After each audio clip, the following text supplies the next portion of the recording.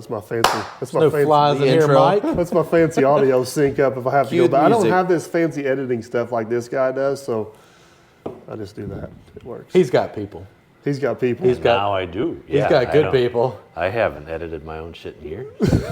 Feels like here's this shit show. Make something presentable out All of right, it. we gotta officially get this thing started. So welcome back to another episode of A Few Points from Perfect. Oh, are we recording now? We're recording. It's official. It's official.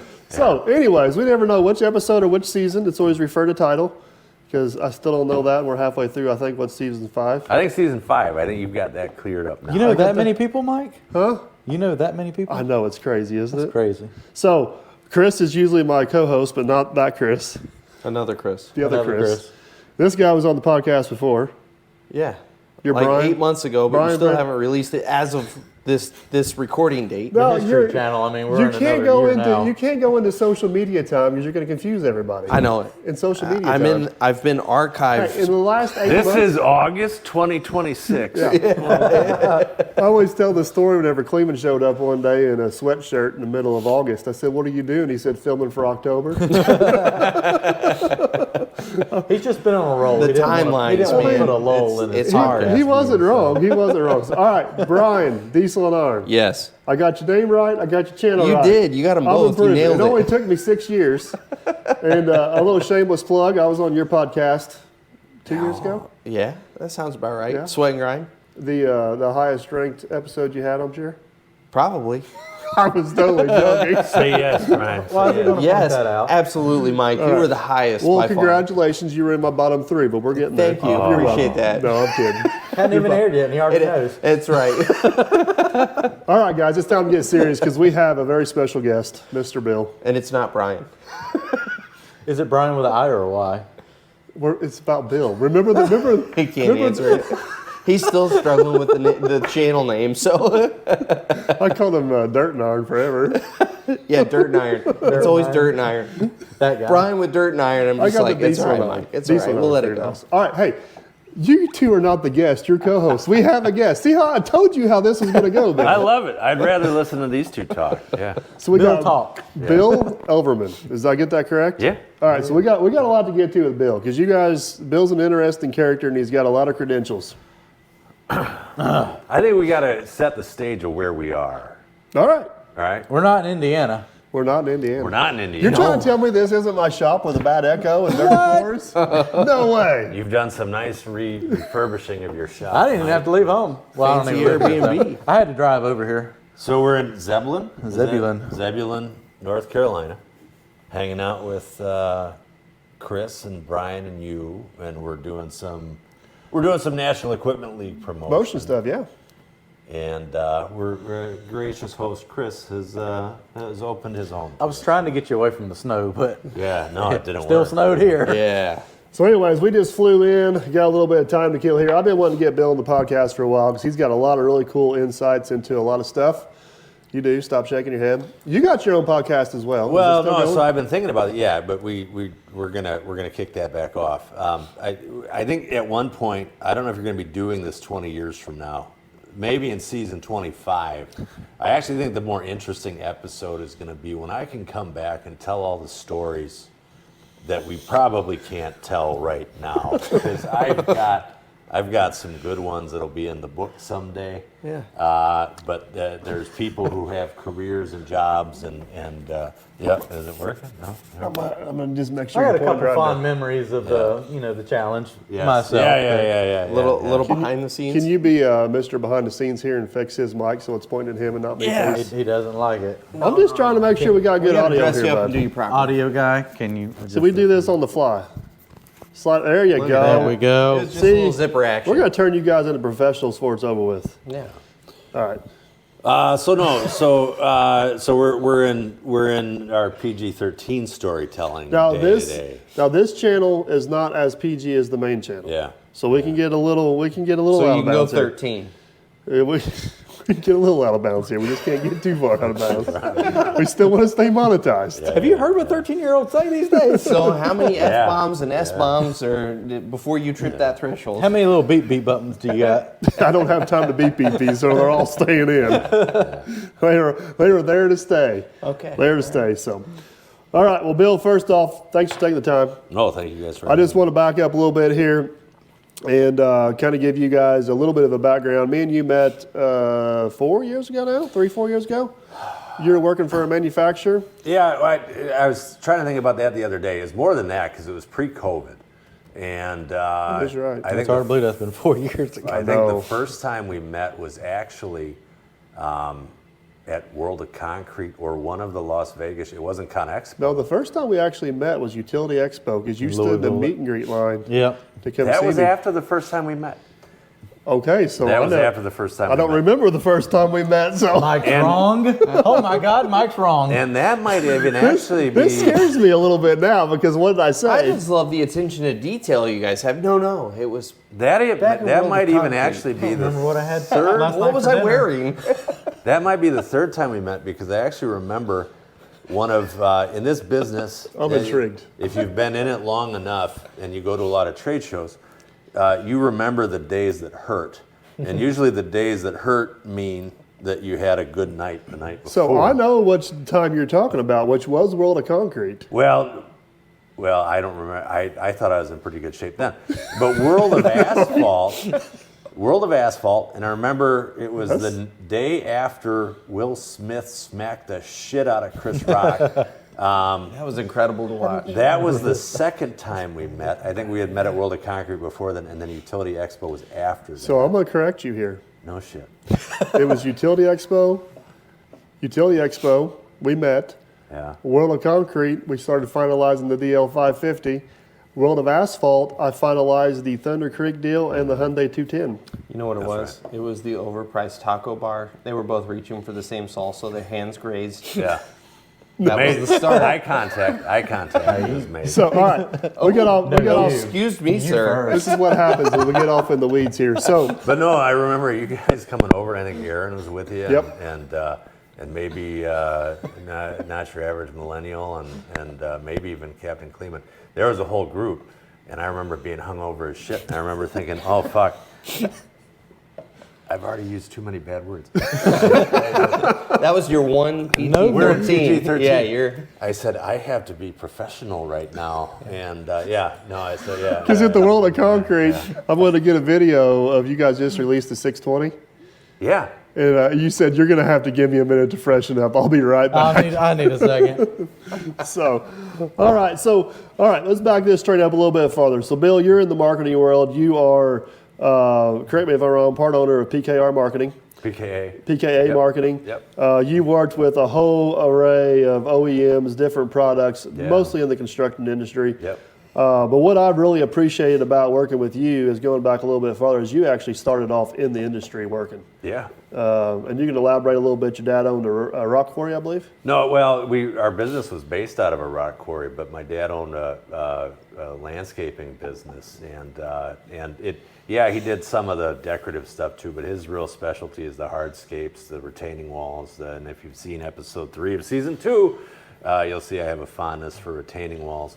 They're great. But it's the None of us got rehired. age-old story. No, Brenna might get rehired. Brenna got Hers rehired. looked really None of good. us did. Age-old story from the time I was 12 to the time I graduated collect my college. copies for that one. Worked full-time for the family business, then went off to college, and then wound up right back in the industry working with heavy equipment. And actually, the entree back into it was interesting. Bucyrus at the time was still a manufacturer. Gives you an idea how old I am. I'm 45. And so my first job as an intern in college was for Bucyrus, which Cat bought. And I was an intern for Bucyrus, the large mining equipment out of South Milwaukee, Wisconsin. Transitioned eventually to an agency that had Komatsu as a client. I was Komatsu's PR guy for 3 years. And then Miller Electric, the welding manufacturer, I did industrial PR for Miller for 10 years. And then fully back into the earth-moving heavy equipment space in 2013. And ever since then have been fully back in heavy earth-moving equipment, ag equipment. So here's here's what I really like about, and you guys can jump in and put your 2 cents on this, but here's what I really appreciate about working with Bill. And I don't want to say anything about any other marketing person out there, because I've worked with a lot of great people. But you fully understand what it's like from our side. He knows what we need. And he knows how we operate and what's important to us. He fully understands what it's like from a manufacturer's side, because he knows what they need and how they operate. And you kind of get stuck in the middle, being the middleman. But it is nice to be able to work with somebody that appreciates and sees the effort you're putting in, because some people don't. And then you kind of bring to light the effort they're putting in, because we don't always see that. Yeah. Like I said, we've been working together for 4 or 5 years now and teamed up on several different. But I think that's the fine line that people walk, right? And even not just between like the people that are my clients and you, but even within the ecosystem of each client, there's a disconnect. And this is one of the biggest things I talk about with my clients all the time. There is a disconnect between, and I don't think I'm going to get in trouble with any of my current clients by saying this. Are you hiring? If I need a roller operator. I can do that. You got to start somewhere. That's what they said. There's always a disconnect between the field and the corporate office. Yes. And, Absolutely. And I feel like if I'm going to do anything that even remotely sounds like toot my own horn, I think what I have been able to do well over the last 25 years is be that bridge between the field and the corporate office that can translate. Because oftentimes, if someone like me isn't there to translate it, oftentimes the corporate office goes, the field guys, they just want all this shit and they don't know. And the field guys go, the corporate office doesn't understand what we need. And I've been able to kind of be to your point, a middleman translator that kind of helps bring the two parties together. Well, it's not like the field guys or the office guys are wrong. They just can't see it from the other person's perspective. Can't see it from the other Because he can look at our size operation and be like, this is what you need. Well, and it's also you one don't of need those things, 80-ton excavator. It's not going to fit into your, marketing people can come into an industry and kind of read the cliff notes of the industry. They're still not going to get the industry, right. And that's where having that background has really set you apart. And I'm with you. But it's also hurt me. If I'm being honest, it's also hurt me sometimes, because there are people that'll come in and say, "Well, he's too close. He's too close to the industry and they'll favor an outside perspective." So it's both been positive and negative throughout my career. But But where I go is strong. Who's saying that? Because a lot of times I hear that, and it's coming from the marketing people who don't get the industry that they're marketing to. Yeah. So Yeah, I don't. I want to make it clear, I'm not picking on any particular marketing person, and actually all the people I work with don't necessarily fall into this category. But it is amazing to me how disconnected the marketing people can be from the reality of what their product is actually intended to be used for. Absolutely. And that's hard for me to get behind anything whenever the marketing person don't even have a clue. They don't know whether they're selling a shovel or a rake. Yeah. You know what I mean? The application for that machine. And in our situation as social media people, which we'll go down this road a little bit further here in a minute, we got a job to do. Like, advertising is not our job. We have an excavating job to do. So if you want me to promote something, first off, I have to believe in it. And two, it has to fit into what I'm doing organically, because I don't have time to go out of my way to do anything. Correct. And Bill's the first person I've found that can somewhat explain that in a way that makes sense to the marketing person that may not see it from that perspective, and then explain to him how this organic content that's getting created is way more valuable than this highly produced stuff that they're after that's pretty. Yep. Because the people buying it, which is also us, we want to see the down and dirty and the nitty gritty, and we want to see the flaws as much as we want to see the good things. Where if you see a nice, pretty corporate thing, it's all perfect. We don't want a polished brochure. We want the real picture. Yeah, the easiest way to just agree with what you're saying is I've over 25 years now, I've conducted, directed, helped produce, if not hundreds, dozens upon dozens of photo shoots and video shoots, and I can't tell you how many times someone has said, "Well, you want us to wash up the excavator for you?" And every time I say no. I said, we want to show it like it's working. We want to show it like it's real. And the reason, and it goes to what you were talking about, it's the credibility of this is the real stuff, not here is a nice, and now we're entering whole new worlds with AI. Here's a nice Photoshop picture of a brand new clean machine that has never been used before. Right. And that's what the corporate office loves to see. But the people who are buying that equipment go, that's not I want to see it with used for this. 4,000 or 5,000 hours on it Right. and still tank it through whatever it's doing. My quote phrase I always see is everybody wants to see it in the wild. Yeah. Like get it out of its little cage and let it go to work like it's supposed to. Let it see it out in the wild working. Because whether it's on your job site or my job site, people can relate to that.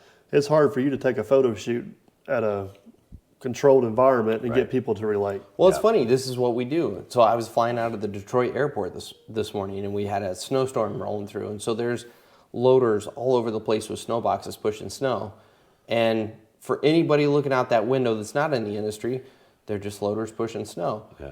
I could immediately pick out the 3 loaders that were brand new, that had paint on the bucket, that were pushing that snow box, versus the ones that had been in the dirt and had actually been used. And then you can also pick out the guy that's moved snow before and the guy that hasn't. 100%. And the new You're guys are like, critiquing their methods. we need you. Figure it out. Yeah. That guy's doing a terrible job. No baggage claim for you today. You're a loader operator. That's why you didn't get your bag. It's getting pushed around the runway right now. But I do think that's a huge part that's missed on the marketing side is people get so caught up in the prettiness. They want to see the paint on the bucket. And the people in the industry that actually buy in it. To go a little far down that road, people get mad. I don't run a lot of new equipment. I own one new piece of equipment. Everybody's like, oh, it's your image. It's just as that. I'm like, no, my work is my image. I don't give a shit what my equipment looks like. I got new stuff and I got As long as it starts 40-year-old and runs. stuff. By the way, that's 2 S-bombs. To stay PG-13, I think we have one more. Oh no, I dropped. I'm at like. No, they're a lot We're gonna of have to cut you off, Bill. So you're done. We're still going. All right, good. I've been good over here. So, all right. So we got. I get called out when I say bad. So I've learned to shut up on film now. I told Bill before this podcast, the hardest part's going to be staying focused on Bill, and here we are. I'd rather, other than like this National Equipment League thing, I spent a whole big career of trying to be behind the scenes. So I'd rather listen to you guys talk. No, but I want to give credit where credit's due. And Bill, you can name drop whoever, whatever you want, but you have worked with a lot of OEMs, a lot of well-known brands. Yeah. A couple of them that I've worked with is You're My Connection to Thunder Creek. Yep. Awesome company. Thunder. You previously were my connection to Case, which was an awesome relationship. You're currently the connection to Hyundai. Yeah. Topcon, Manitou. I think in Blue Diamond Attachments right Blue now, Diamond. we're doing a ton of work with. They've been a big supporter of. and we've done some stuff with Blue Diamond as well. Mm-hmm. Yeah. And one of it's funny you talk about the Thunder Creek story. I'm gonna do this here right now. One of my favorite stories is this whole marketing universe has evolved, and to give you two particularly credit, and guys like Andrew Camerata credit, the YouTube thing is still relatively new. Yeah. In the history of marketing in the heavy equipment space. But you and I had already been talking, and I think you might have even already had your Thunder Creek trailer at this point. But then I was working with Thunder Creek to identify who the next, person was we were going to work with, and I shot a bunch of emails and maybe even a couple of voicemails to this guy named Chris with letsDig18, and he never called me back. Wow. There's like this one guy Leave me alone. He just he's not good at returning calls for some reason. He screens everything for some reason. He just keeps seeing telemarketer. Yeah. No, Who's Bill? But then the funny part about Bill's spam. It all works out, and I can't remember. You probably remember better than I. It wasn't me who ended up getting you the trailer. It was someone from the factory, because we'd been talking about you for a while. I think someone from the factory. Well, I think we were at Con Expo together, and I introduced him to Aaron. To Aaron That's Corbett, right, yeah, and then we talked directly there. And and then after you called me like 3 or 4 weeks later, you're like, how'd you get Chris? I've been leaving messages with Chris for 3 months. Yeah. I do remember that. That's been a while ago. I appreciate you. I do my best. Bill got his commission cut right out of that one. No. There's no commission. There's no commission. No, Thunder Creek's an awesome Thunder company. Creek. All right, so I'm going to brag on Thunder Creek. I got a bit too, but you go ahead. I wanna- You know, I've been doing this for 25 years, working with massive global brands. Some of the biggest names you can think of. Working with Thunder Creek, small family. At the time when I first started working with them, family-run manufacturer out of Pella, Iowa. Now they're employee-owned, but still relatively small by comparison. We got a whole video on the channel for the family. Yeah, for the tour. that revitalized my career. I got excited again. I enjoyed it again. I was getting to a point where burnout was a serious obstruction. And working with Thunder Creek and getting that salt of the earth family manufacturer again, and feeling like you're at the ground level helping build something big. Great company. And I think you guys have all had a good experience Yep, working absolutely. with them. Well, it's like I was about to say. I was hesitant there, like even with your emails and stuff. It was like, is this? I mean, this. Who are these people? Well, in Chris's defense, we get bombarded with so much stuff. Oh, you And can it's look so- at my email. There's 50 a day Yeah. of people. I mean, of Yeah. course, this was a few years ago, and Yeah. it was still new stuff. But it's like you're always worried, like there's a loophole. Everything's got to Yeah. catch, and you're like, Yeah. you're going to be locked in to can't do anything else with anybody else, and just Yeah. sometimes Well, it's yeah. not worth it. I mean, there's a lot of things it's just not worth your time because You see, you guys are in another tier than I am. I was Because gonna what ask- I get is, hey, we watched your channel, we love your content, and we think you'd be a great candidate to sell our thigh master machine. I was You've getting, got good size. I'm like, well, I was getting ready to I- ask, how do you like your Thunder Creek trailer? I don't have a thunder, but I've got a thigh it's called a master jerry machine. can And let me tell you, these inner thighs, if I peel these pants off, from carrying all those gas cans. That's right. We I lug those gas cans. But I don't up have to that worry hill. about DOT. We don't either, because I got a legit Thunder Creek trailer. That's true. That's But what no, they do. I will. MTT, multiple I tank will trailer. 100% be honest. I was very leery about the trailer. Like, am I really going to use this thing? I was like, is it worth? I mean, they're nice, but they're expensive trailers. Yeah. And there's absolutely no regret because I use that thing. I mean, it's now that I have so much equipment and everything. I mean, there's no way I could Well, keep the up crazy with thing is how fueling much and- you can customize the trailer. Oh, I yeah. had no idea how much customization goes Well, I into these trailers. told him the same thing, because I got mine, I don't know, a year before you. And I told him, I said, I don't know. It's worth a try. Not really for sure if it was a must-have, but it was a like to have. But it's a must-have. It is. Like, There's no way I'd go back. for example, last month I had like 3 or 4 different jobs going on. So I'd leave the trailer at the biggest job, and then if I just had one or two we're gonna have to get machines. Thunder Creek to sponsor this episode. So like I keep the trailer with all the big equipment down there, but if I had like the skid steer or the other excavator down the road clearing, I just pump some fuel in I got a 100-gallon tank in my pickup truck. Yeah. And I'm over there filling up the excavator, and it's like 20 minutes. I was like, this is such a waste of time filling it up with my pickup truck. And I'm And filling that up used to be the norm.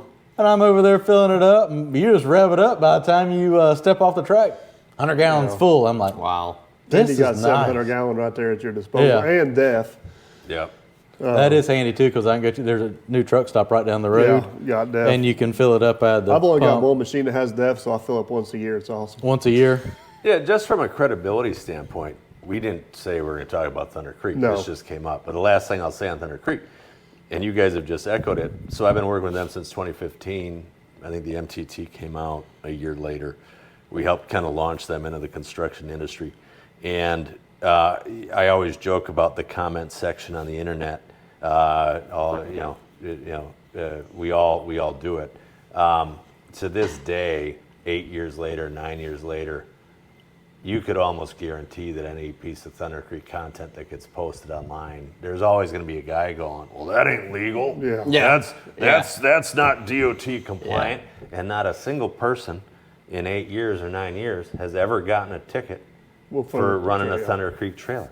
Yeah. So The cool thing that's it's about been it fun is to watch. I've It's had been fun people to in the watch. same industry ask me, "What is that trailer?" Yeah. Like, it doesn't stand out that this is a. And other than seeing Thunder Creek at trade shows, the only marketing I've seen of Thunder Creek, I'm sure they do other marketing, but 90% of what I see is social media marketing. No, it's Yeah. I think they did it right. They put it out there where it's going to be used and Yeah. seen. But that's the beauty of what you guys have done. And you look at, if we get into nerdy, big marketing terms here, the democratization of content. I don't even know what that means. Democratization. Can you define that? Democratization. Is that like a $15 word?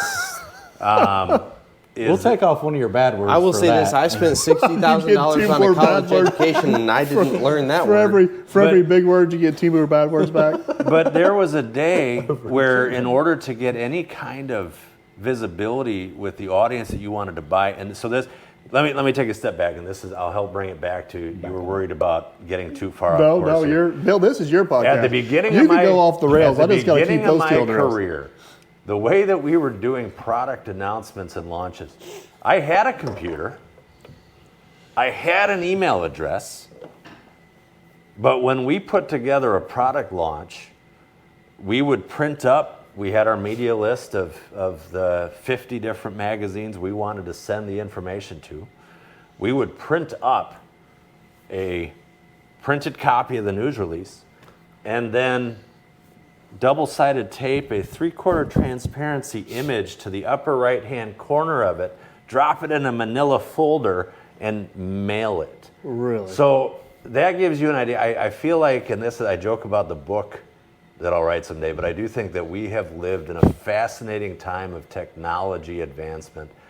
Oh, for sure. That I was still using fax machines and that method of sending out product announcements 24 or 25 years ago, whereas now that sounds like Something your great-grandparents Grandpa over here. Right. faxed Transparencies. So now we live in a world where you have smaller manufacturers who don't have Cat's budget, don't have Deere's budget, and they need a way to find an audience. And what y'all have done is through the power of YouTube, which is great, and then the other social media channels, there are ways that there's manufacturers like that wouldn't, 23 years ago wouldn't have been able to do it. Yeah. Correct. Now they're getting real exposure. And so when we talk about the democratization of content, that's what we're talking about. The ability for people to get in front of people that there was no way they could have gotten in front of before. Yeah. And now there's all these different ways to do it, and I think that's the value that you guys all bring to the industry, and At a lot less expense. Yeah. Yeah, but so a lot less expense. Well, hang on. But if now. you compare our view numbers to some of these actual true TV shows, we ain't too far off.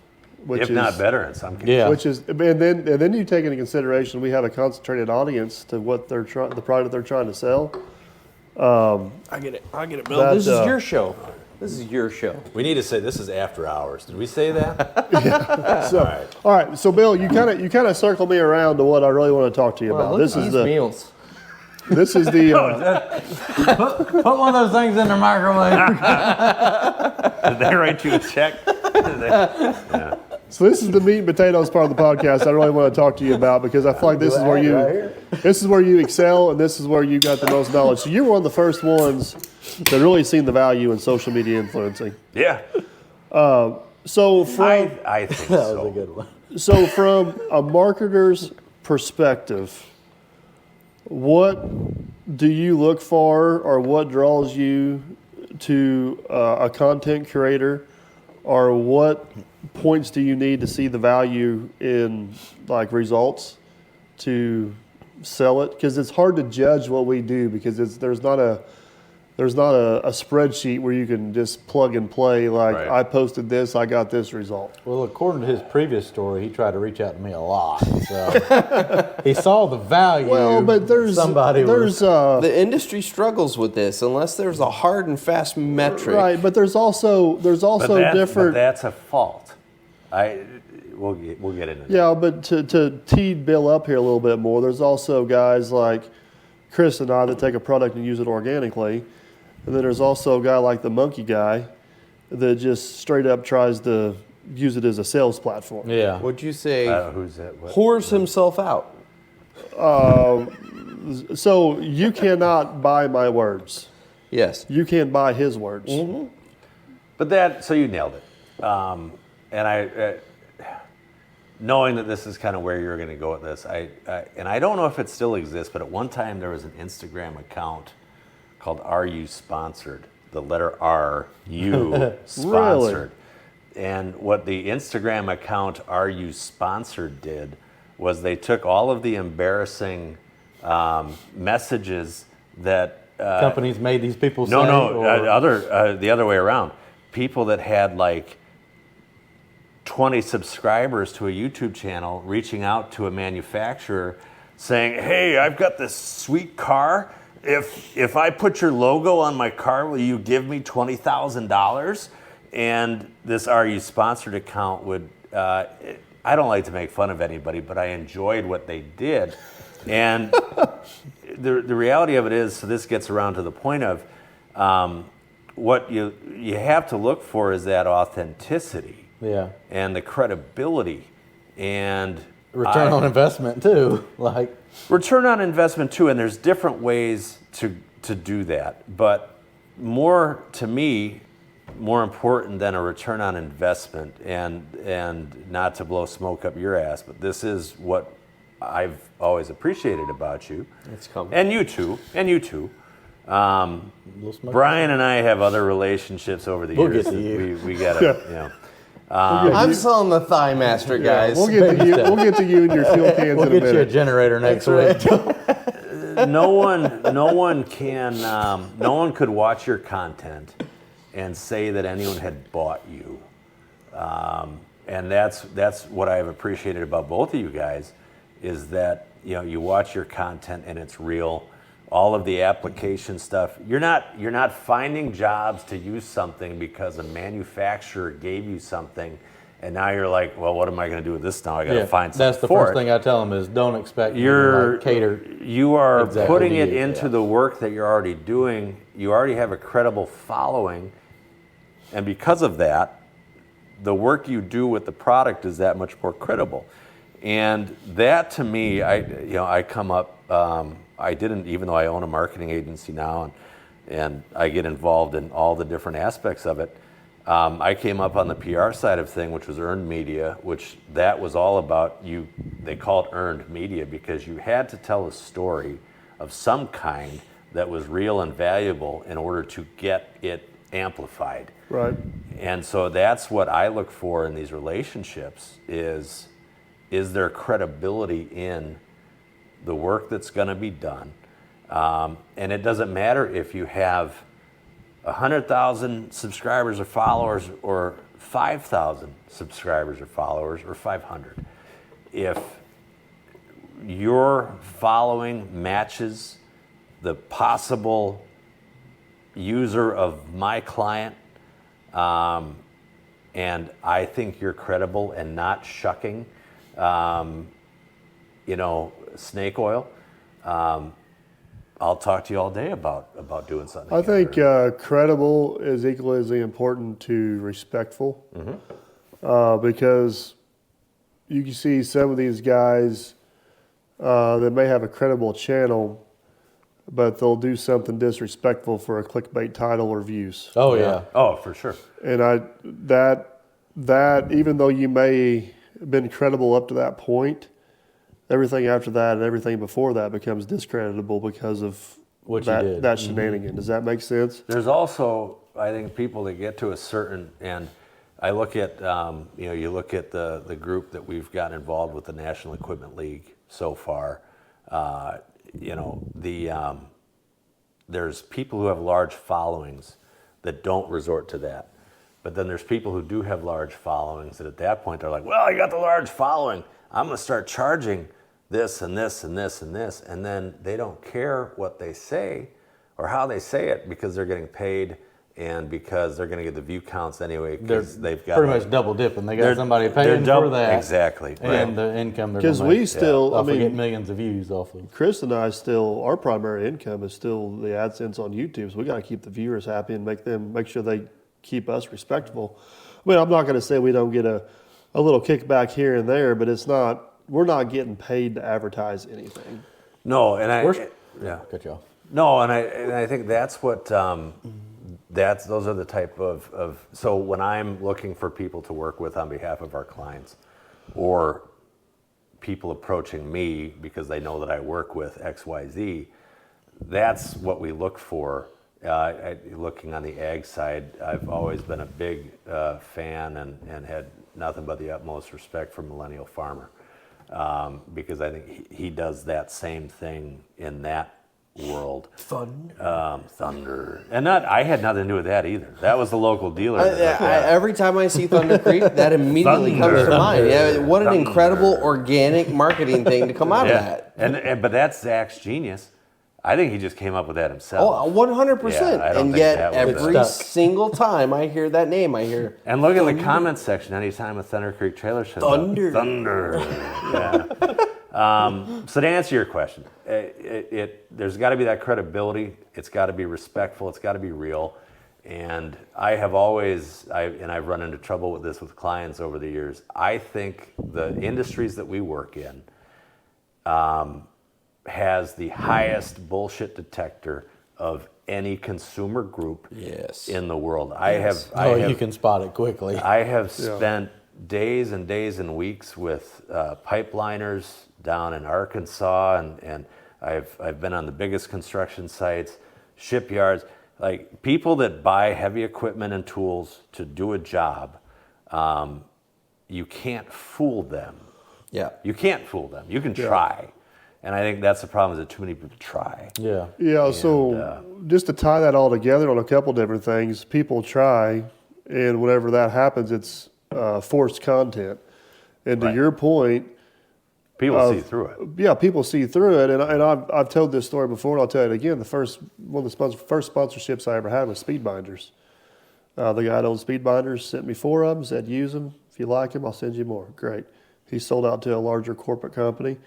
They wanted to keep the relationship going. They sent me a 7-page contract for a $100 binder and demanded 3 trucking videos a month. Yeah. I do not wake up in the morning and say, oh, I need a speed binder video. I'm going to go truck today. I wake up in the morning and do what I need to do. Yep. And if I did produce that video, the bullshit detector goes off. Yeah. The video quality is not near as good because they know it's not organic because I'm trucking just because I need a damn video. And everything goes to hell in a handbasket. Yeah. So speed binders, you can kick on down the road. I'll keep using your binders, not call them by name, and everybody's going to be happy. Yeah.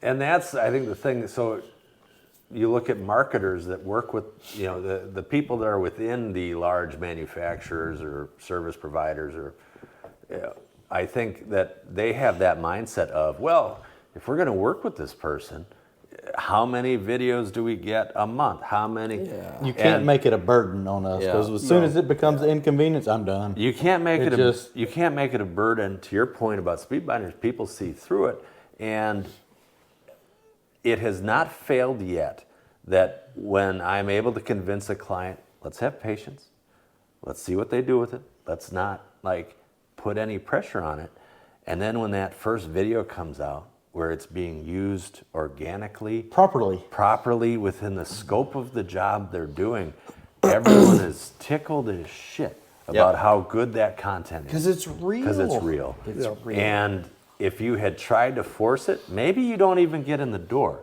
Maybe, Chris, you tell them to pound sand. And, you got to have that authenticity. You've got to have that realness. And that's part of... So we've talked about our industry being 20 years behind the times when it comes to technology, from a technology on the job site standpoint. But one of the things that doesn't get talked about a lot is we're 20 years behind the times when it comes to the adoption of social media marketing and how do you incorporate influencers and all of this stuff. And one of the things that I've struggled with in particular is the OEMs really only want the beautiful, shiny content, and they expect the beautiful, shiny content. I wouldn't put all of them in that category. Not all of them, but the big ones. But a lot of the big ones, and the vast majority of them, the initial rip is, we expect the polished, shiny content. It's like, no. You need to understand the only way this works is if it's real and genuine. But then Otherwise, if- it's just fake. But then and not to pile on what you were saying earlier, if they want that person, that they just get the shiny content and they pay for it, they can find that person. Yes. So 2 things to add onto that real quick. One, I had a large manufacturer reach out to me several times, and it was to back up even farther. And I don't want this to come across the wrong way, but if a manufacturer or somebody throws a little bit of money at us to fulfill a contract, and I'm going to use Hyperlight for example, they were going to pay me around the $2,000 mark to give me lights for my new building, blah blah blah blah blah. But by the time I went through all their criteria, it was literally cheaper for me to buy the lights and do whatever I wanted to.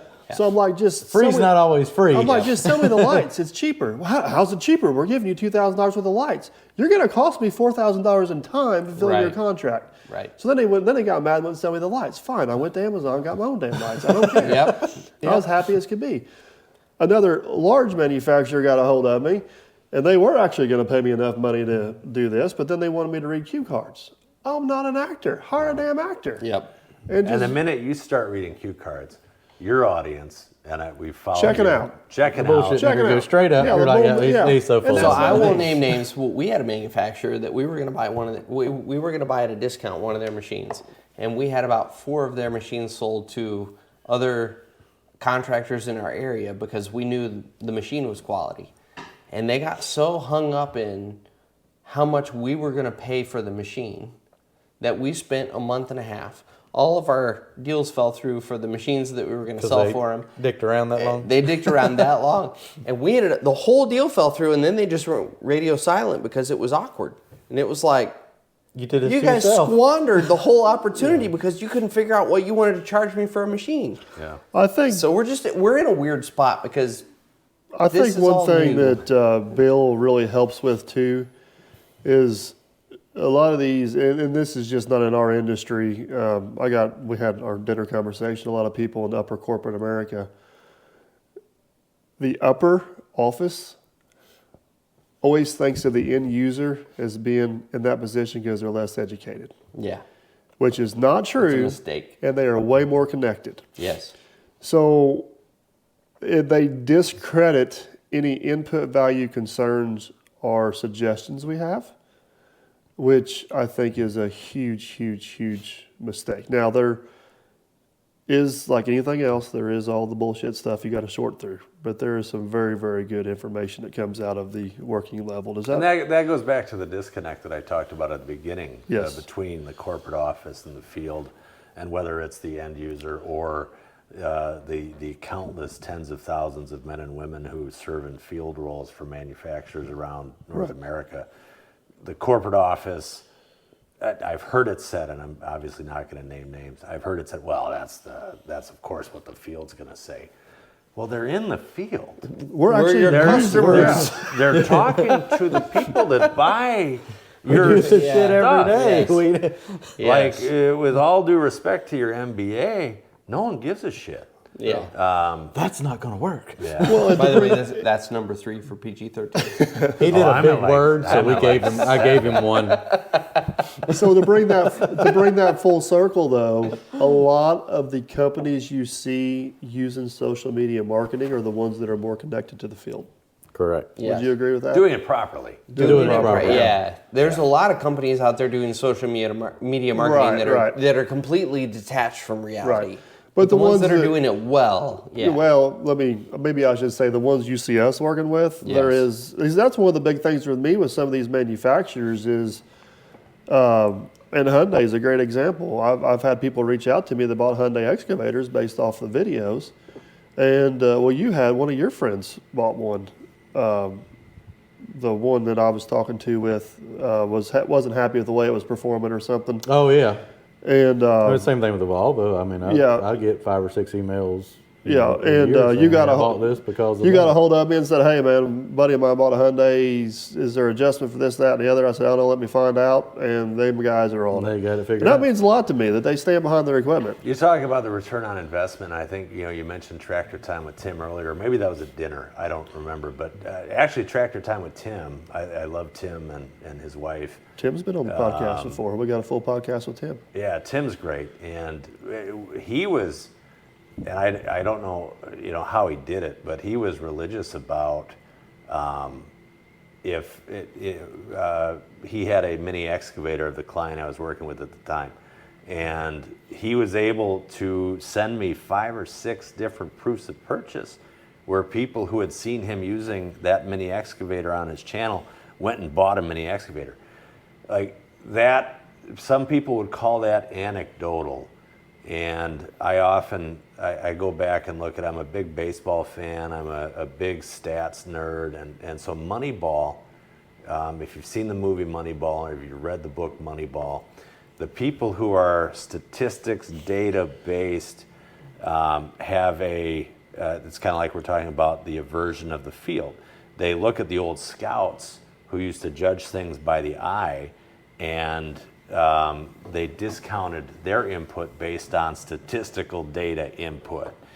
I think that the truth lies somewhere in the middle. I think you've got to have things like what Tim did, which was say, hey, we had 6 guys buy mini excavators from your dealer after seeing this stuff.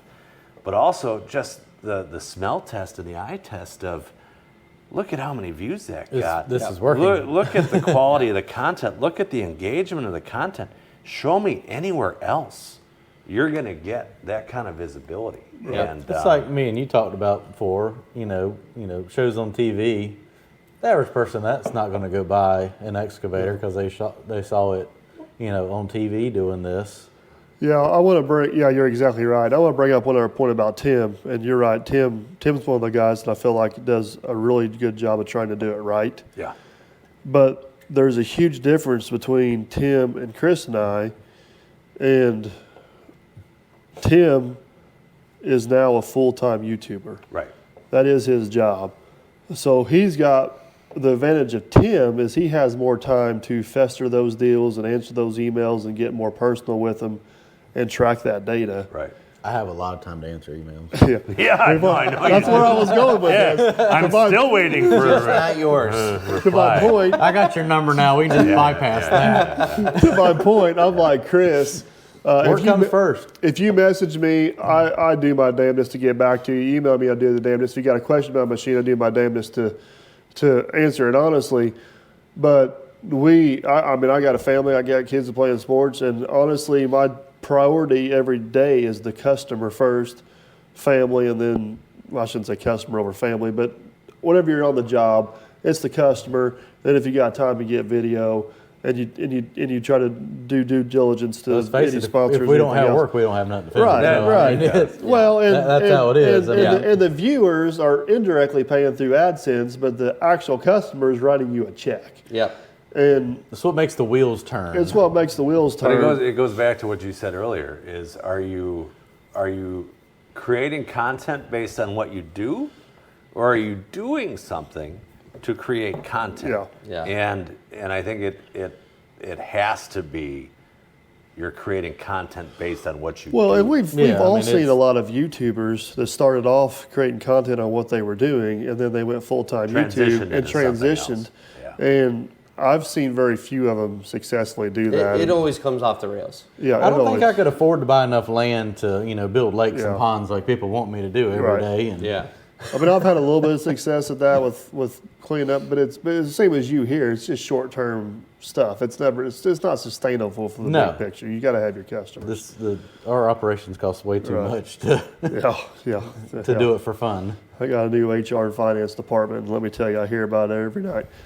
All right. Yet another disconnect of the marketing people Oh, from the we're- people oh, with trust me. real world We experience. have disconnected in one aspect and connected in another. It's one of those things where, well, we need you to go make all these videos. Well, you don't understand the cost associated with making all these videos. I'm net negative from a business perspective Yeah. to make this content for you. This doesn't make business sense, but someone who's been in the business understands that's not practical. it's hard. Prime example of that stuck excavator Yeah. that I sent you. I don't know if I sent you to it. Wow, thanks. Actually, he didn't even send it to me. Robert showed it to me. Yeah, That that's right. It dirt was and on there. iron guy. Yeah.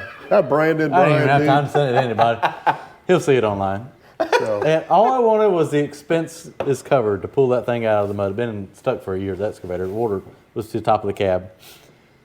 And the guy's like, "Oh, we'll cover your expenses." This isn't the lead video on your channel. No. No. It was worse than that. Oh, all right. So it was going to make a good video, but like, I'm not going to pay to have $6,000 or $8,000 worth of equipment brought down here in hopes the video does good. Yeah. Because then it fails, and then I'm out $6-8 grand. Yeah, right. And I'm like, well, that. Really Whatever you won't could have to stayed be right good. here at home and keep doing what Yeah, you're and doing. I got Absolutely. plenty of stuff to do right here. So it's, in my eyes, it's not worth the gamble. Yeah. Yep. But to him, it was like, you're an idiot.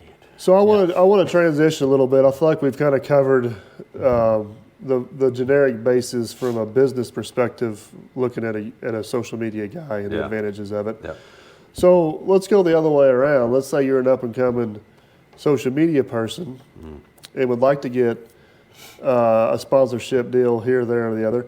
I want to lead this off by saying, as far as and Bill, correct me and put me in my lane if I'm wrong. As far as the initial conversations, I don't know if I've ever actually point blank asked for a sponsorship. Never once. I know, once I've got a relationship with a company and they want some input, I'd say, well, I'd like to do this, that, or maybe kind of give suggestions or ask for stuff once I'm in the door. But I have never seeked sponsorship. I don't think you have either, I have you? haven't either.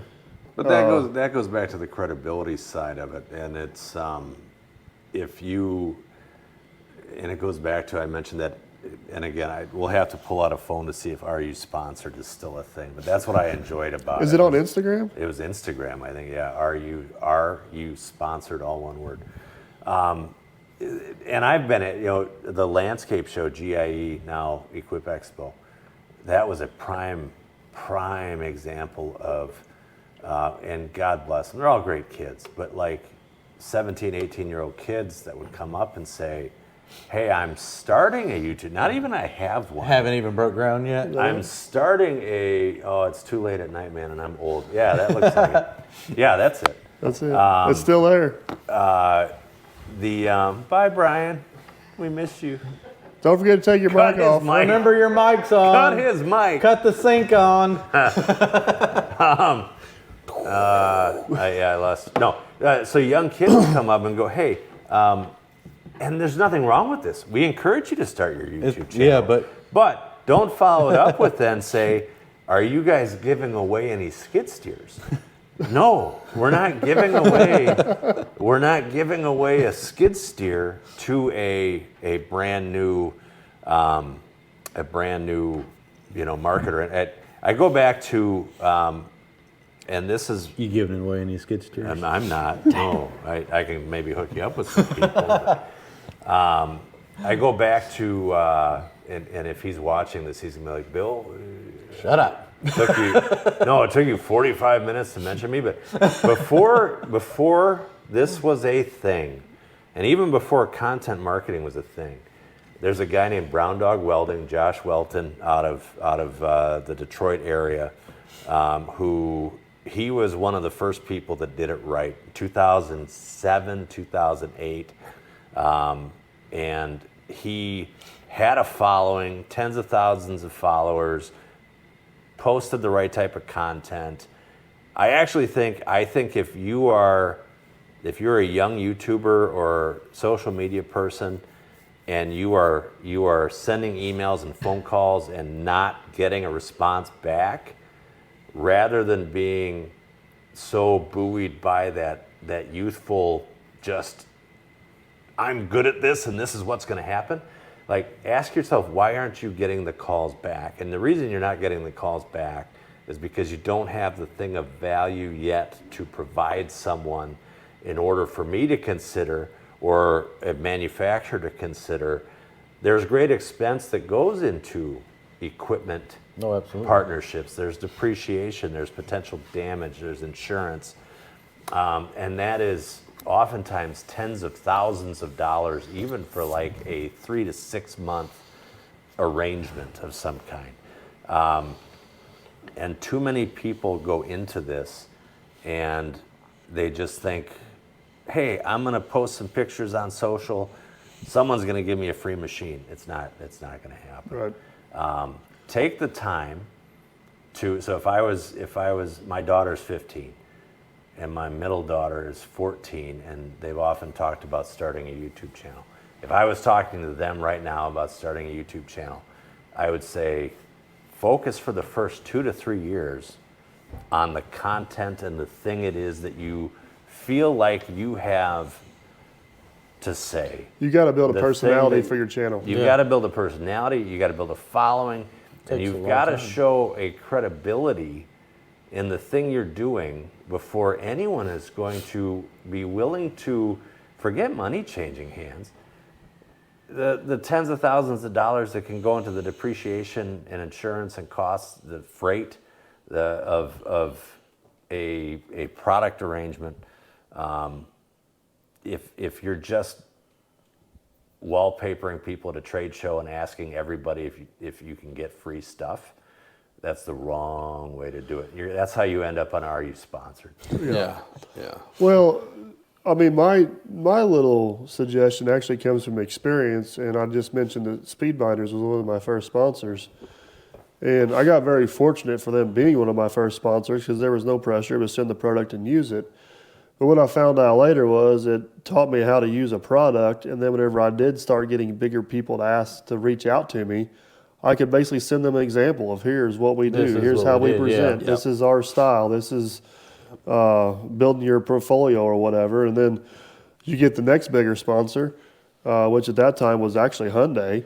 And then next thing you know, Volvo's like, hey, I seen what you did over there. We kind of like that. And then, you know, Case is like, I seen what you did over there. And it just, if you do it, if you start small and kind of learn your style, learn how you present, and you do it right, it will start snowballing, I believe. It will, yeah. So I'll give you a great example from our channel. FAE set us up with one of their mulcher heads, and that is a 100%. They didn't have any contracts for us. They didn't have any obligations we had to fulfill. He just said, "Hey, send us your old Feedback. mulcher head, and take this one." And it is by far and away our favorite skid steer attachment. And even if that thing sits for 6 months, FAE doesn't say a word to us about content creation. They just let us go. And every single time that head comes out, Rick and I both go, man, we love the shit out of this attachment. It's such a good attachment. Every single time it goes on the machine, we talk about it because we just genuinely love the attachment. And so as a result, I can't tell you the number of personal messages I've gotten. Hey, is this legitimate? We hear you guys talking about the head. Is it? And every time I'm like, absolutely. That's all legit. This is real. And FAE has sold heads because of our content, Absolutely. because they sent us that head and we like it. It's not because And it's has anyone forced. from FAE ever once sent you a message saying, I need this 10-minute Nope. video doing this? And that's the beautiful thing. And in fact, I'll go a step further. Giorgio actually, when we saw him last, said, where are you guys at on bits for that thing, on teeth for that? We said, we're fine. You know what? We're just going to send you a set of teeth for it. Just on his own is going to send us a set of teeth for it just so that we can keep the mulcher running, because he knows that organically every time that thing goes on the machine, we're going to talk about it because we love it and it performs. That's what true organic marketing looks like through these social media Well, I'll give channels. you another perspective is Demco Manufacturing. About a year and a half ago, they sent me a side dump trailer. Side dump, yeah. I told them, I said, guys, I don't know if I ever use this thing. Yeah. And they're like, well, we'd love to just do a walk around with you. That's fine. I don't know nothing about it. I'll learn with you. And then use it when you can. Well, we actually ended up liking the trailer. Sold the trailer. He was like, well, we're getting you another one. So he sent me another one down. I literally used it twice last year. Got 2 videos out of it. Sent him a message saying, hey, guys, I'm sorry. You know, the jobs didn't line up. They're like, hey, man, there's a lot more value of that thing sitting in the background of your videos than there is sitting on a lot somewhere. You're doing great. It's still ours. Yeah. You know, but Speedbinders wants a video every 3 days for a $100 binder. And that's the difference between companies that get it and companies that don't get So it. let's, and now we're at risk of going way too inside baseball on this. but I would ask any manufacturer that's watching this, and I'm giving away some of my own little things now. But any manufacturer watching this right now, think of what happened during COVID. There was a shortage of equipment because our industry was one of the industries that actually absolutely. kept steamrolling ahead. And there was a shortage of equipment. the market overcorrected now. And what you're seeing we work with a bunch of dealers too, we work with OEMs. There is an oversaturation now of inventory sitting on lots, sitting in ports, sitting everywhere. And to your point, and to I think the point the guy at Demco was getting at, that equipment sitting is a cost. And it is a major cost in just in inventory costs, and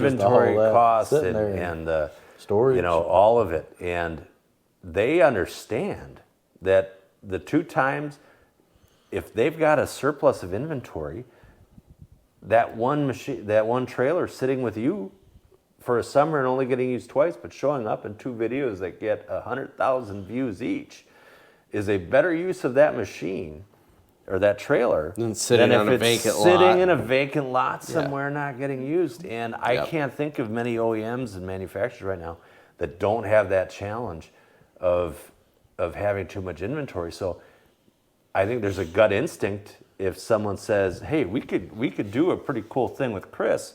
We got to give him something for 6 months." And well, we can't just give him something for 6 months. Well, what are the demographics? What are the age groups? What are the view counts? But what is? And after about the 3rd question, I'm like, delete. Yeah, I'm done. I'm out. Yeah. But what Bill, is- who? Yeah, Bill, who? That's how we got here. But what is? Thunder what? What is the cost of that thing sitting and gathering dust and starting to wither on a lot somewhere for a year versus being used by someone who is getting you visibility to it? And I think there is a line where someone with a C in front of their title goes, "Well, we just can't give that to somebody," and it dies. And it dies. And I'll go a step further. If we can't take a sale here and connect dot A, B, and C back to where they purchased it and why, that doesn't count as a valid sale. That's the thing I've continuously run up against. I think this goes all the way back to the disconnect. It is. It's that disconnect that unless we can absolutely find a traceable path to where that sale originated from you, Mike, Dirt Perfect, then that's not worth our time and investment. So I'm going to go a little different route here, and I know Bill and I have had this conversation a few different times. What I personally believe is happening is social media has become the new reality TV. Oh, 100%. Oh, absolutely. Chris and I have a reality TV show, and it is true reality TV. Yep. We're in 100% control of it. People don't tune in to see you do work.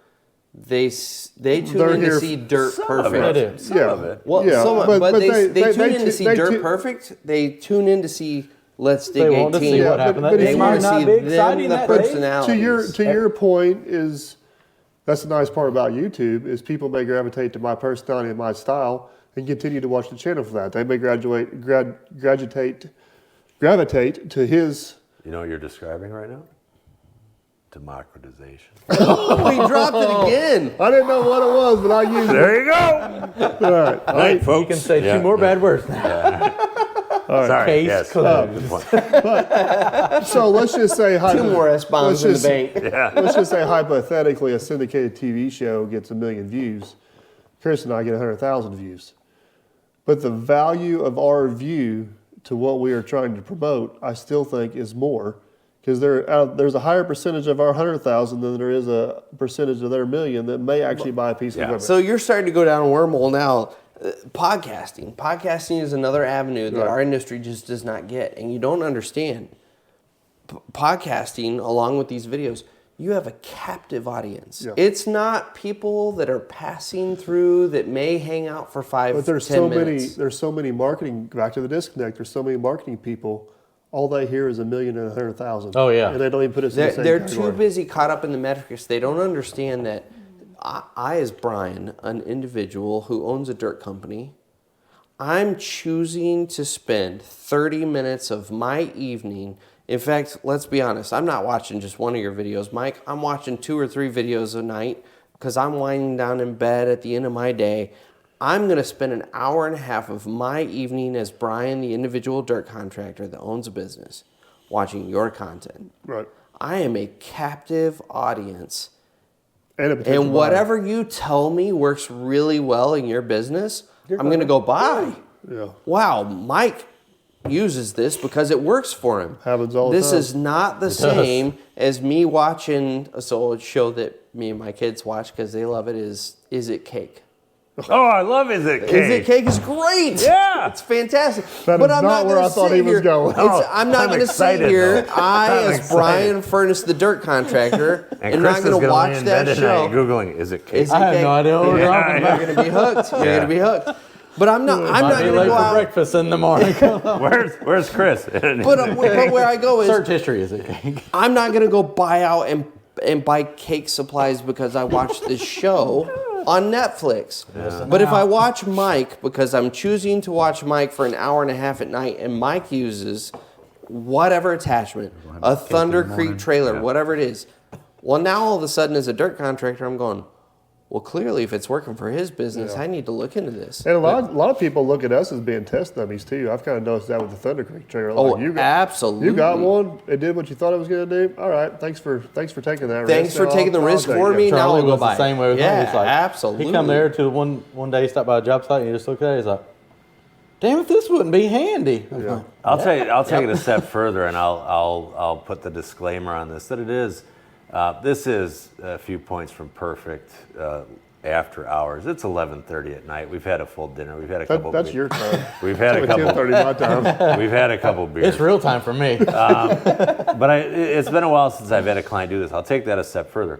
I can't tell you how many, and I haven't lost clients, but I've lost credibility with clients because I can't tell you how many times I have gotten the request, especially once I started evolving into the other areas of the marketing pie, media buying and such, where we'll get the request, well, what would it cost us to be on NFL games for 16 weeks, or we want an ad to show up in every SEC game on broadcast TV for the entire college football season, and I will say you might as well just take $2 million in cash out in the parking lot, put some kerosene on it, light it on fire. Yeah. There are still marketing professionals, even in this day and age, that favor that traditional. It's ego. I'm going to get in trouble. It's ego. It is staid, unevolved thinking about the current marketing universe. And, oh, by the way, we now have ways that we can hit those audiences that don't involve a $2 million broadcast TV People ad are going to buy. be peeing during. Right. you start That's when you go talking- get the pizza and you do what Brian did a bit earlier and you go to the bathroom. Yeah. Whereas, exactly as you're describing, your audience may not be as big, but the percentage of those people that are watching are much more likely to be the people. They're invested. And There's- this is where I'll compliment. difference. I'll compliment. I think one of the smartest things. You mentioned the DL550 earlier. Case is someone that I worked with for many years, and I can't even say I had anything to do with this. So this isn't me tooting my own horn. They struck a deal for a number of years with World of Outlaws, which World of Outlaws, dirt track racing. Much higher percentage of that audience are actually people that either work with equipment or work on equipment, and the sponsorship deal with World of Outlaws was 1/20th of what an ad buyer or sponsorship deal with a larger sports organization would have been.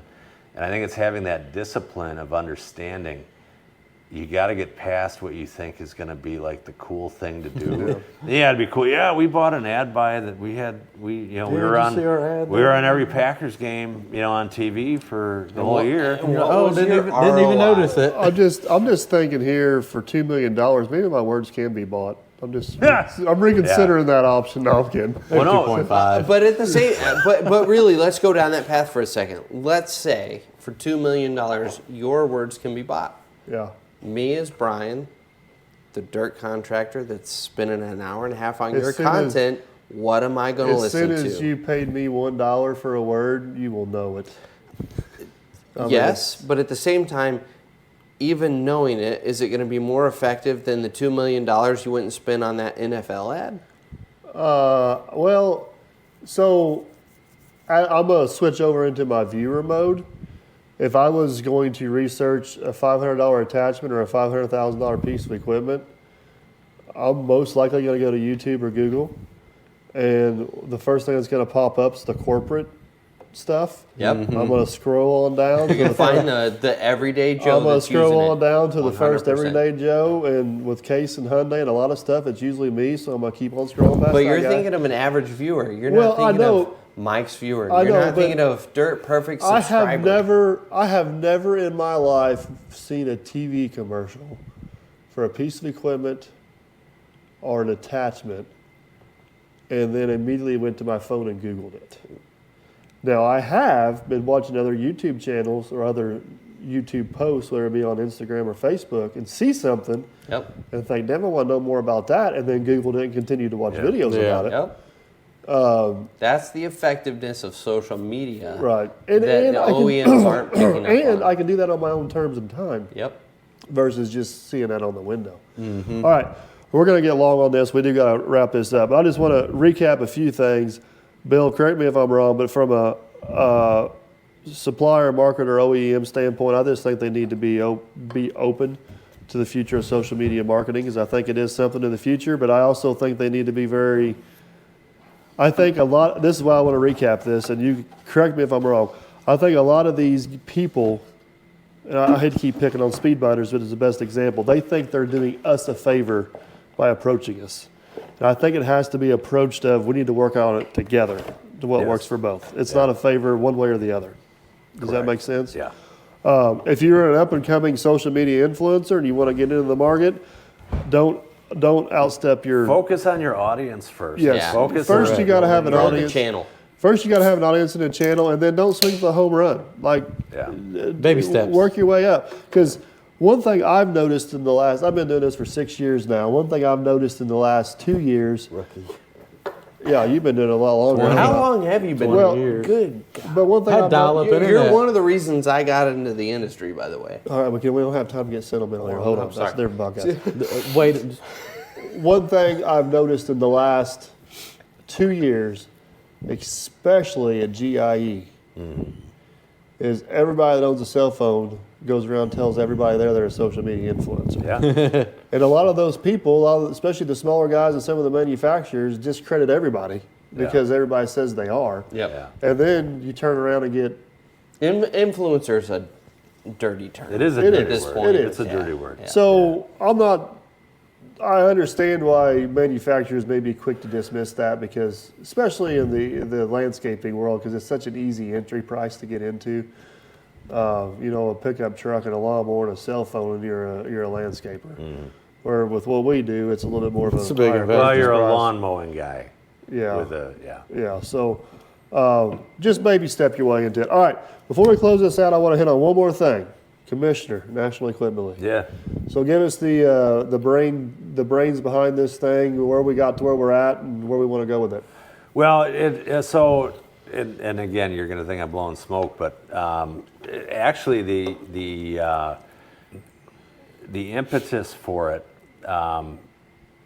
there's a lot of different inputs as to how we got here. But one of the things that really was the spark of it was we were sitting at the Utility Expo 2 years ago, 2023, doing the Beat Dirt Perfect contest. And we're going to find this kid. If you're watching, We don't have his contact information? I'm sure we have his contact information. But the kid that finished second, Yeah, he's it good. almost won the whole damn thing. At one point when cameras weren't rolling, when things were a little quieter, he said to you, the reason that I got into, much like you just did to him, and we'll have this conversation off camera later, but he said to you, one of the reasons that I got into the industry was because I watched your videos on YouTube and became fascinated with the equipment and the work, and he almost won the damn thing. And Was he 15? 16. 15 or 16? They almost didn't let him. There was a big talk at the time about, can we let him compete?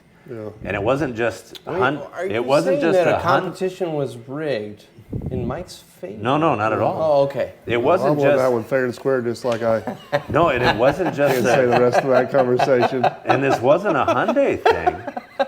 It was even a AEM Utility Expo. Like I think there were rules about the age of which kids could You operate. had to be to equipment. operate, yeah. And so there The were, Utility Expo is kind of famously known for being the most dangerous trade show out there. It's a little bit of a rodeo Yeah. out there. It's Because, like, well, Wild would West. you operate that? I hope it don't change because you can't operate all the equipment. Yeah. so, but the point being is that this was an example, and we could have a whole other episode on this. We live in a society today where you have armies of children, boys and girls, right or wrong, who think that they're going to be professional football players or professional baseball players or professional basketball players, and some of them will be, but Most of them won't. 98% of them won't be, and yet the turning them into such celebrities has and I'm not saying we're trying to turn people in the industry into celebrities, but there is a disconnect between the realities of a professional athlete making $20 million a year versus real opportunities in life. And we were inspired by someone who had clearly followed and watched and enjoyed your content and had decided this is going to be my career, and he almost beat you. And as we looked at different ways, I am never one to. I hate boring content. I often talk about the need to do epic shit. I'm at a point in my career where I don't care about doing the safe things anymore, and this is where we're going to give kudos to Hyundai. And Blue Diamond and Triple Crown, who has joined on now. Taking our industry to the next level in which kids, much like that young man at Utility Expo that looked up to you, in which kids see the construction industry or manufacturing or welding or farming as a career worth aspiring to, we gotta make, I'm not trying to co-opt another popular slogan right now, but we've got to make the industry cool again. Yeah. For some of us, it was second nature because I think every single one of us at this table grew up around it. Grew up around it. And because of that, we understand the value and the pride and and so And the skill involved to do what we need to do. Oh, yeah. So before we get too sentimental about it, part of the idea behind the National Equipment League was, well, all right, so we want to do fun stuff, we want to do cool stuff, but also maybe there's a way that we turn this into something that draws additional attention to the industry, adds a little bit of that fun and cool factor, and so that it's not just, and I'm not saying there's only one, I'm sure there's many, but we take that one kid that followed your channel and that inspired him to get in the industry, and we turn that into armies of kids that are like, The next generation coming up. I mean, forget being a football player. I'm going to go run a dozer because that's hard to do, and you can get paid well to do it, and there's pride in that. And I think taking back some of that idea of what is it that we aspire to. So that's the sentimental, overly obnoxious description as to how we got into it. It's also just a lot of fun. I think and this is I go back into the fantasy sports is a big thing in our country today. Everybody loves competition. Everybody loves seeing people go head to head in something that is skilled. And we talked about this at dinner tonight. I think we've all even been surprised in that you watch some of these episodes and you find yourself having the conversations about, well, if he had just done this a little bit differently, and if he had, and it's the same type of conversation of, A couple nights ago, Mark Andrews with the Ravens dropped a 2-point conversion, and so the Ravens lost by 2 points to the Bills. We're having the same conversations about you guys operating construction equipment now. How cool is that? Yeah. And so what's been fun now, we're going to debut episode 3 of season 2 tomorrow. There's talks about season 3. There's talks about building qualifier events now that lead up to season 3. And there's bigger forces in the industry who want to get involved now.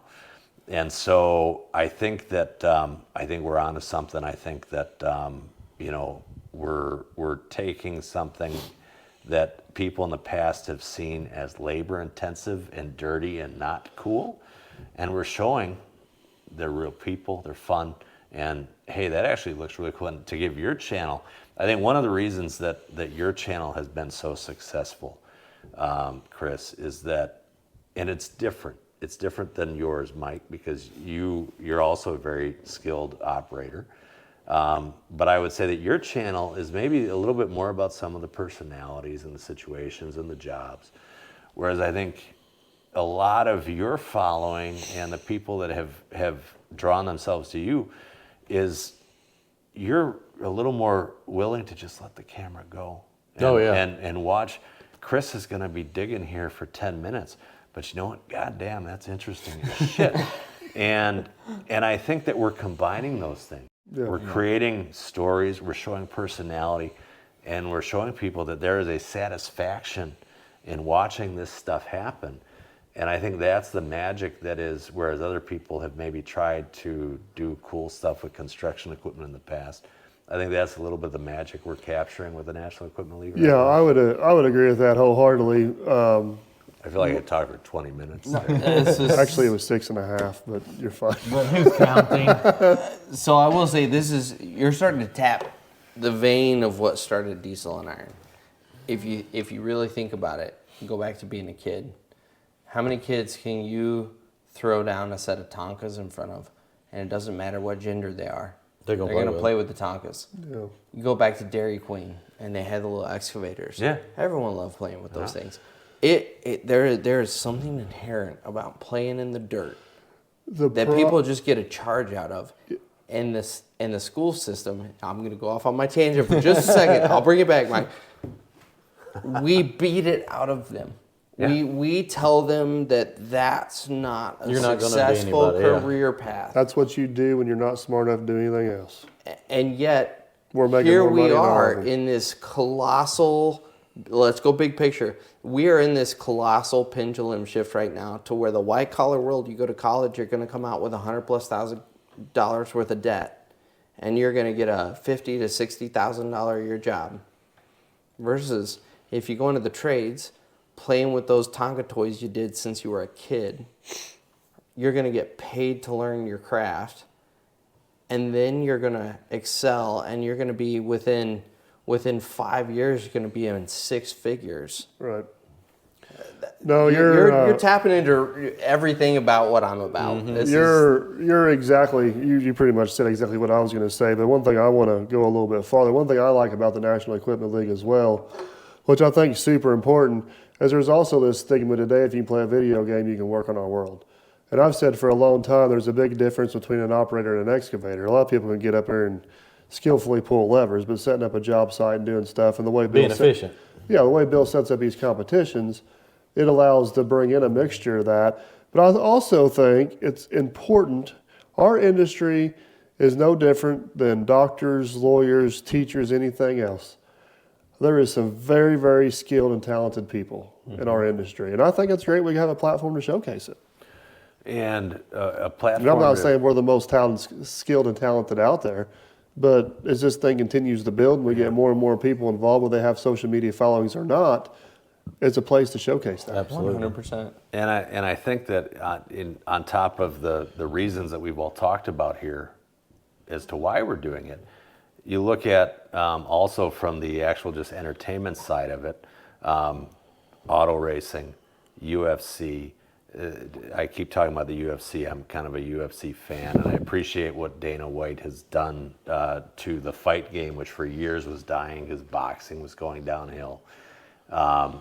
I think there is something in the entertainment factor of people going head to head in competition, and then you pull in the same reason people have fascination with NASCAR and dirt track racing.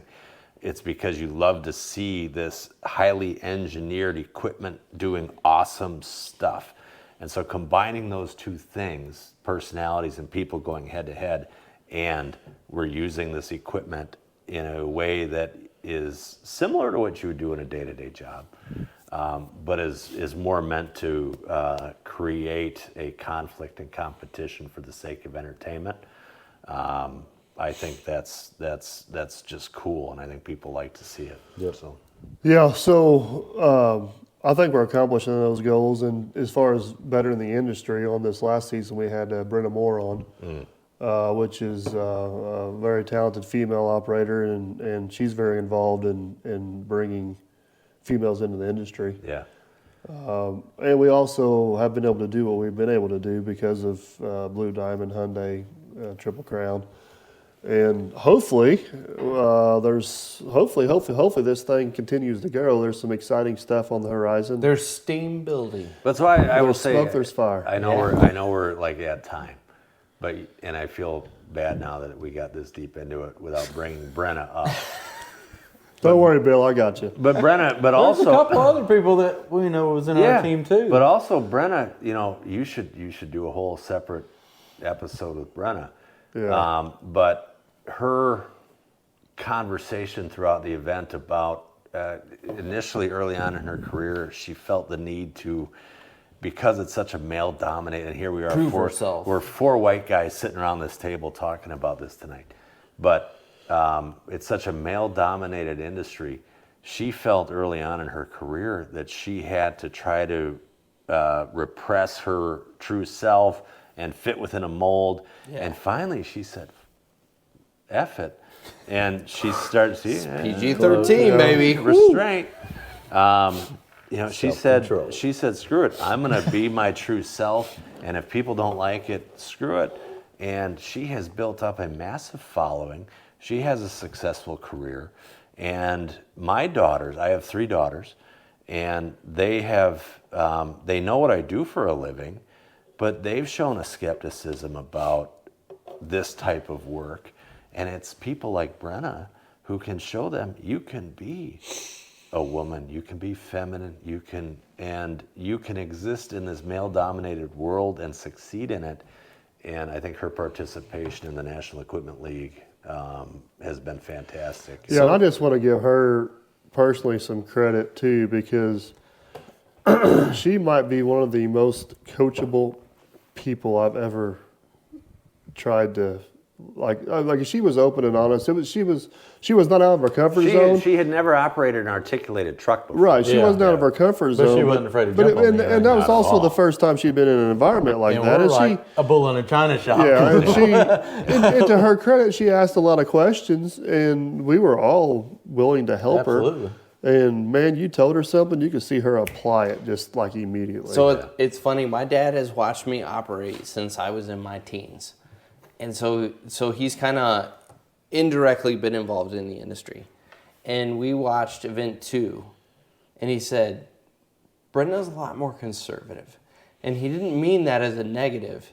It was actually one of the things that it reinforced what stood out to me about Brenna, which is females are overall safer operators than males. Here we are, we're the guys that are out there. Blocks, Bill? We're going out there to prove So ourselves. Bill was on the ground with the blocks. I don't feel safer on anyone's block. We got our dinglings on the line. Did your and blocks Brenna's fall over? out there Mine didn't My fall over. blocks didn't fall over either. I wonder- consistently Blocks. in every single. If you watch, Bill had to run. If you watch Fell over his box. every they didn't single smash your fuel cans. competition Let him make that his we point. did, Let him make his point. Sorry. Brenna wasn't in it to go be the fastest, quickest. It was to get the job done and do it well. And I think that's where Brenna stood out against all of the males in the No, so competition. I'm going to spoil, and this, I know we joke about you being the History Channel. Not so, So it might be months later, but Phil, you're but- not supposed to get on this one. but What's going to debut tomorrow is episode 3 of season 2. Which So is, this will be out a week after. So this. all won't right. be too Okay. far. All right. Go. So the CTL, it's the CTL retaining wall job competition. She's the only one And Brenna. that was going to get hired again. No, true. To your point, is that at the end of it, did she have one of the slower times? Yes. Doesn't matter. But was it the one that every one of us looked at afterwards and said, that's a legit wall. That's the best looking job. It would have been nice if you could did it without being too subjective to have a split the points again for quality of wall. Right. 100%. Because she would have won that. 100%. But then you're asking me to do more math. That's true. Yeah. But so We had 3 different lead changes and didn't do anything but let Bill do math. Mine was going good till it wasn't. But to go back to Brian, to just agree with you violently, I spent 10 years in the welding industry, and I have met so many. Welding is like, if I could go back, and I've done some welding. Like, could I put a couple things together and make them stick? Sure, but welders are such a skilled trade, and TIG welding particularly very difficult. is as you look at dozer operators and motor graders in our world now as being the most skilled, and TIG welders are that in the welding industry. Yep. The best TIG welders I've ever met have been women. Really? Because there is They got patience. Attention to detail. patience, attention to detail, and a willingness not to rush through to get it done. It's but not to about do it the right. ego. With females, it's not consistently. It's not about the ego. It's about doing the task to the best of their abilities. Yeah.